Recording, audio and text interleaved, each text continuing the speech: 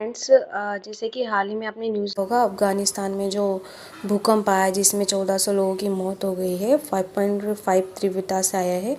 ऐसा कई बार हो चुका है, वहाँ पर घातक भूकंप आ चुके हैं। जैसे इससे पहले जून 2022 में आया 5.9 की तीव्रता से भूकंप आया था। अक्टूबर में 2023 में 6.3 की तीव्रता से आया है। जैसे भी रविवार को जो भूकंप आया है उसमें 1400 लोगों की मौत हो गई है।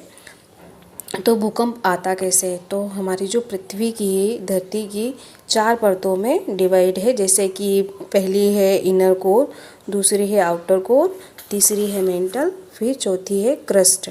तो और ऊपरी जो मेंटल होती है उससे हम लिथोस्फेयर कहते हैं, जो 50 किलोमीटर मोटी होती है, जिसे हम टेक्टोनिक प्लेटें कहते हैं। तो इन्हीं के टकराव के कारण भूकंप उत्पन्न होता है।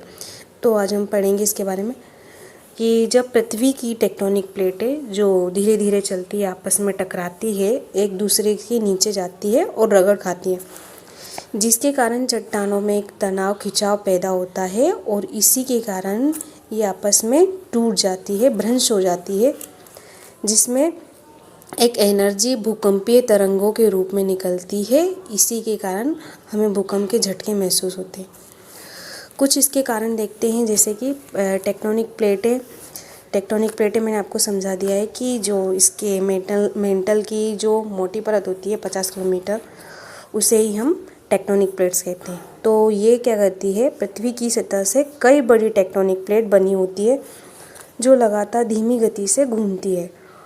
इन्हीं के बीच में क्या होता है, ये आपस में टकराती है, रगड़ खाती है, जिससे तनाव जमा हो जाता है और इस तनाव के कारण इनके अंदर दरारें आ जाती है जो आपस में खिसक जाती है। इसी से एक ऊर्जा उत्पन्न होती है जिसे भूकंपीय तरंगें निकलती है और इसी से भूकंप के झटके आते हैं। और ये अन्य कारणों से भी हो सकता है, जैसे ज्वालामुखी के कारण, ग्लेशियर के पिघलने के कारण। हम डायग्राम के रूप में देखेंगे यहाँ पर।